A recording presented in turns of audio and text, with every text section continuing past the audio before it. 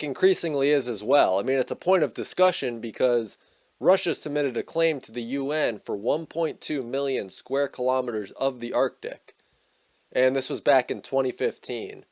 And then last year there was talk that this would be decided in 2018. As of 2 days ago, back on the 24th of October, this is what the ice in the Arctic looked like. And it's been decreasing while ice in Antarctica is increasing. Now, this is important because the land claim in the Arctic is not over the ice, it's over the sea floor where there's huge amounts of oil and natural gas reserves. I mean, they're estimating 90 billion barrels of oil and 47 trillion cubic meters of natural gas. Now, Russia's 1.2 million square kilometer stake would put them in control of anywhere from $8.5 trillion worth of oil reserves to 30 trillion to 35 trillion. It's obviously something that's very hard to estimate, but regardless, it's a gold mine as far as Russia's concerned. Now, so far the US, Canada, Denmark, and Norway have staked a claim in the Arctic, and as strategicculture.org points out, in the Danes' 2018 to 2023 defense agreement, they talk about an increased military presence in the Arctic, as well as a 20% increase in defense spending over the next 6 years. Plus, back in March, there were a couple interesting stories that came out. One is the Department of Defense having special operations forces in the Arctic. Another's talking about the US nuclear sub giving Russia some worries because they can launch a ballistic missile and Russia would only have about 15 minutes to figure out what was going on. And then we have the Canadian offshore patrol ships.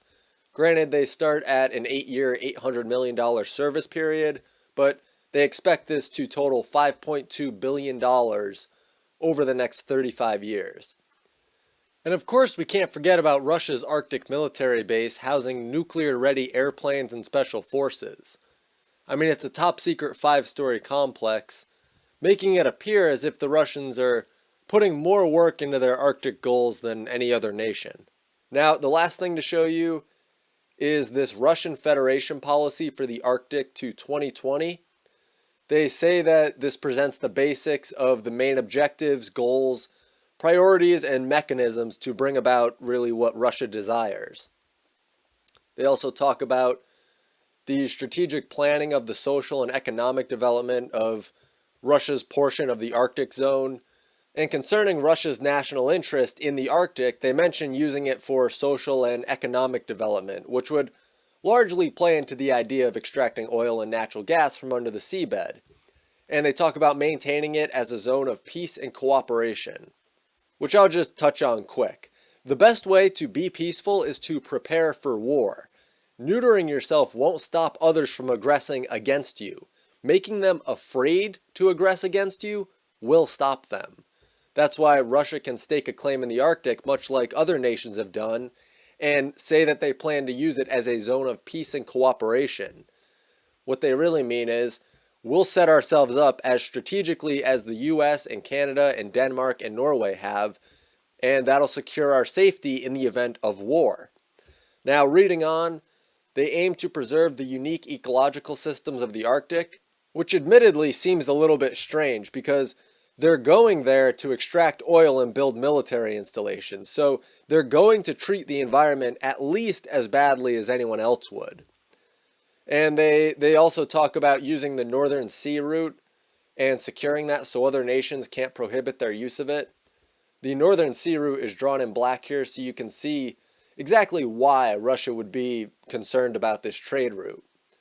Russia goes on to talk about militarization developments, including armed forces to be present in the Arctic, border patrol to essentially monitor activity along the northern Russian border, and strengthening Russian control over trade activity in the region. And I'm not pointing any of this out to vilify Russia, as other countries are doing much of the same thing. I'm pointing all of this out to make you aware of increased militarization in the Arctic, because it's going to become an increasingly important consideration for countries during war. Now, Russia's arming themselves with submarines, all-terrain vehicles, military personnel, all in the area. And there's a very little chance, and I wouldn't even necessarily recommend this, of countries coming together and deciding that the Arctic should be left unmilitarized, or that countries should just respect the borders of other countries. And the two main reasons that I say I wouldn't recommend this is that we saw how Russia handled the INF treaty that Trump recently withdrew from, and now he's invited Putin to the White House. But Russia was ignoring that treaty for years. What makes anyone think that they'll stick to a treaty signed over the Arctic? Not to mention that Russia has a legitimate boundary with the Arctic to protect. So there's no reason that they shouldn't be able to protect the northern part of their country. Plus, a huge part of the reason that countries want a claim to the Arctic is for natural resources. If there's no clear division over the boundaries that someone has a claim to, I see a resource war being far more likely to spark. So while it may seem like a bad idea to militarize the Arctic, you have to plan like everyone is against you, and you don't do that by having faith that they won't come after you. I mean, Hitler promised not to invade Czechoslovakia, Jeremy. Welcome to the real world. So that's all for this video. It was a bit of a shorter one today, but certainly information dense, and all of my sources are linked below if you choose to further research anything in this video. So thank you all so much for watching.